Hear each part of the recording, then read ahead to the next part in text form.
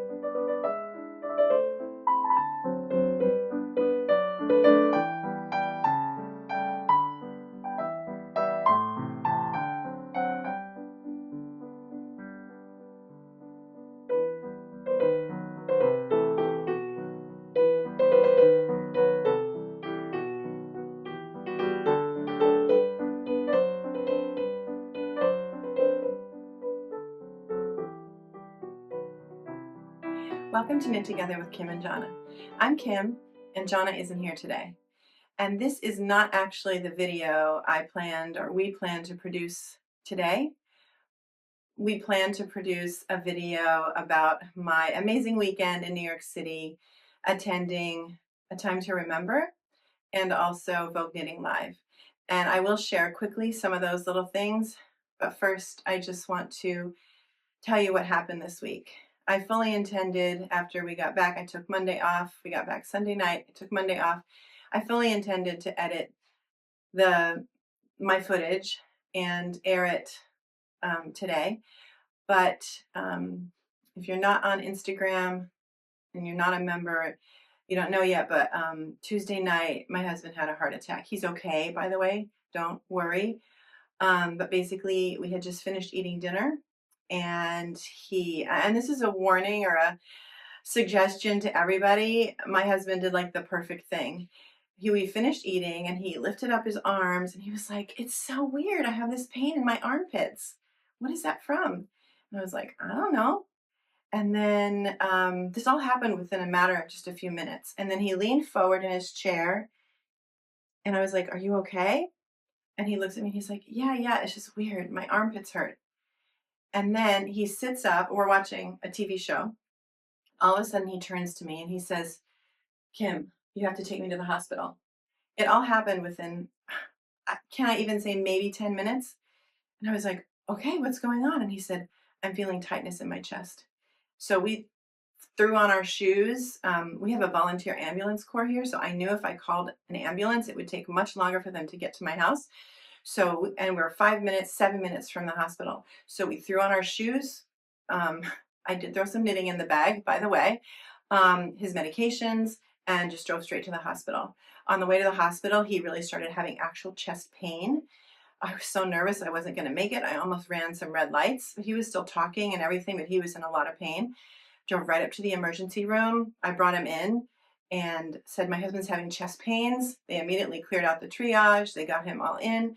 We got into the emergency room, and they immediately started administering blood thinners. Basically, because he didn't say, "Oh, maybe I'm just tired. Oh, let me just lay down." Literally, it happened within minutes. We got to the hospital maybe 15 minutes after he started feeling his first real symptoms, the pain under his armpits. Um, it ended up just being a minor heart attack. It could have been a full-blown, major heart attack, because eventually, they obviously admitted him. He stayed overnight that night. The next morning, he got, what was it called? A cardiac catheterization thing. They put in one stent because one of his main arteries to his heart was blocked like 99%. It's just absolutely a miracle that it wasn't worse than this. So please, any of you, just trust your instincts. It's better to go and seem foolish in a way than it is to regret it later. I am so grateful that he was so humble in that moment and he just said, "I need to go to the hospital." Things would have been very different right now, obviously. He did stay one more night and I just brought him home and he's downstairs napping. Anyway, that being said, the video we plan to air today, will not air, but I do have a lot of exciting things to share about Vogue Knit Live and about A Time to Remember. My husband was there with me. He wasn't in the classes with me, but he went to both of the A Time to Remember events that we went to. And so I will edit that footage. I'm pretty sure I'm going to edit in 2 separate videos because there was a lot of footage. I got to meet Isabel Kramer at A Time to Remember. That was wonderful. And I got this amazing goodie bag full of goodies, which I'll share when I make my real video. I got to meet, let me see if I can grab it. I got to meet Jeanette Sloan, and she published this book recently with Lina Publishing, Beaded Colorwork, and I got to see her amazing beaded colorwork samples. I've never done beaded anything in knitting, so I am looking forward to that. I also, my only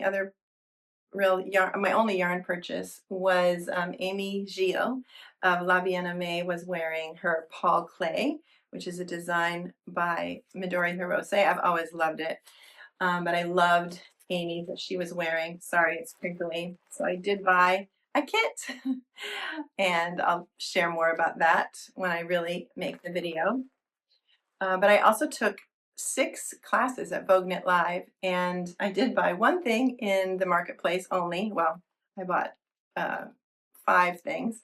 I bought some extra needles because one of the classes I took, besides the size 6, which is what we swatched on, we needed a size US 5, US 4, US 3, US 2, US 1, and a US 0, which I couldn't find it, so I didn't get one. Anyway, I'll tell you all this later. But I took an amazing class with Anna Hrakovic. She's the Mochi Mochi genius, and I took a class on how to knit a tiny U, meaning Y-O-U, not E-W-E, so a tiny me.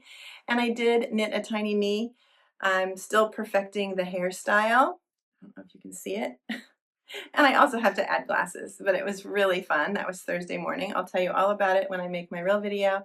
And then the other 5 classes were a 5-part class with Catherine Lowe, and it was about her couture method of hand knitting. And normally when you take Vogue Knit Live classes, by the way, make sure you print the handouts before you go there. You'll see them in your registration thing for next year, but we didn't have to print anything for this class because we got there and this big booklet was there waiting for us. Catherine had printed it for us. And it was amazing. And with the other stuff that's been going on in my life, I really looked forward to sitting there for 15 hours, really, 5 3-hour classes, and really immersing myself in her expertise and learning new things that I'm honestly just too lazy to investigate myself. But the homework, and again, I'll tell you more in a later video when I really do it, but it was 3 required swatches and 3 more optional. So I made all 6 swatches. The difference was in how you blocked them, and I'll tell you more later, but here they are. This big 10 by 10 swatch was blocked in her method, and it's absolutely gorgeous. It's very drapey, and I just love the fabric. And then we did knit a teeny tiny little thing during class, practicing her modified tubular cast on and one of the types of ribbing that she likes. And then in the class, the last day and a half, or last class and a half, was knitting this teeny tiny hat. It's really not even made for a baby.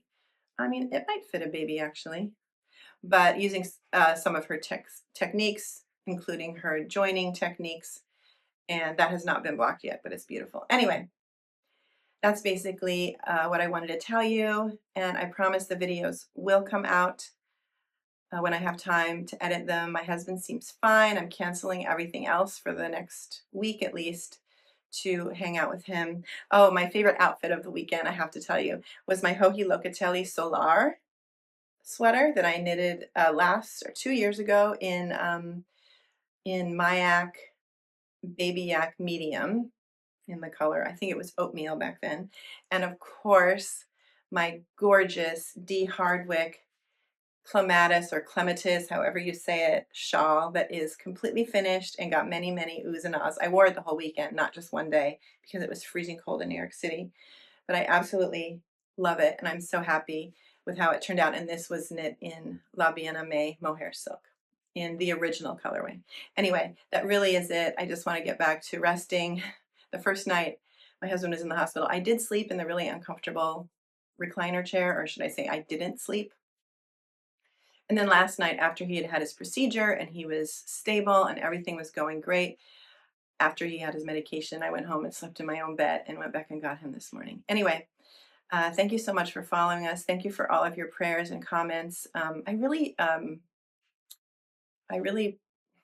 pondered whether or not I should post on social media about what was going on, but I decided to post with his permission, not gory details, but there was nothing gory anyway. But I decided to post because it's honestly real life, and I honestly didn't want to go through it alone.